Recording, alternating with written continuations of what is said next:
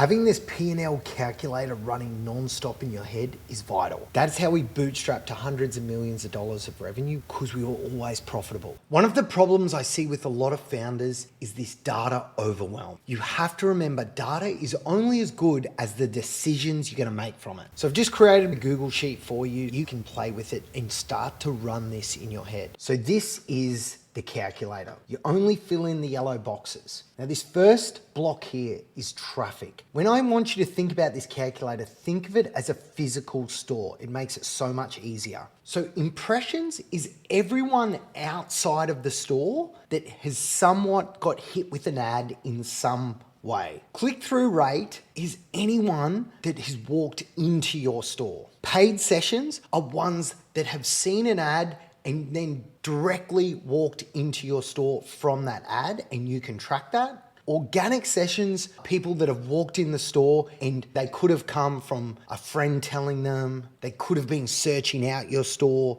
they could have been hit with an ad a while ago and then just remembered all of a sudden. This brings your total sessions. Think of this number, the total number of people that have walked into your store. The next metric here is conversion rate. So of these people that have walked into the store, how many brought something? It's 2%. AOV, which is what is the average amount each person that shopped spent in your store. Returns, this is what percentage of people brought the product back. So inside the store, we've got these very important metrics. Sales, which is the total amount of products sold. Cost of goods, which is how much did it cost those products that you then sold, which gives you your margin. Very important, 75% margin here. So you're paying $25 for something and selling it for $100, for example. The next metric here is very important, is your variable cost. You've got to split these out from fixed costs. But this is, for example, merchant fees or fulfillment. Variable scales up and down depending how many customers or orders you get. Then the big one, marketing. This was the money you spent to create that demand at the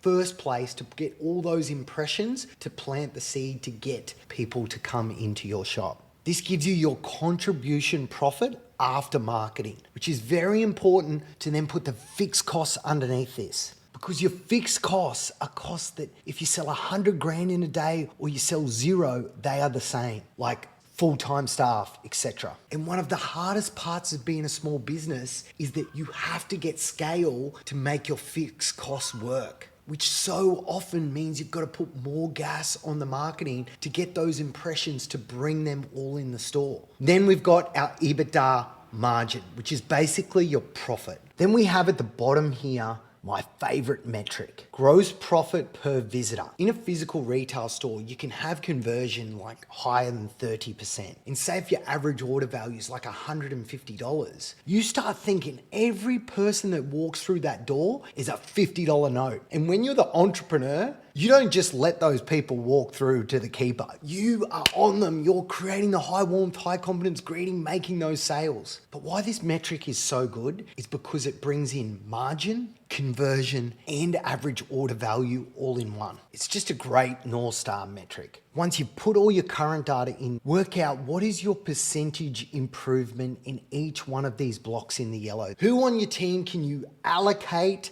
that metric and that improvement to and give them that KPI, and then you go to work fixing it. Because some metrics you'll see are easier to move than others. But play with them and see the difference to the profit at the bottom. This is gonna make some of you millions. DM me profit on Instagram and I'll send you this sheet for free.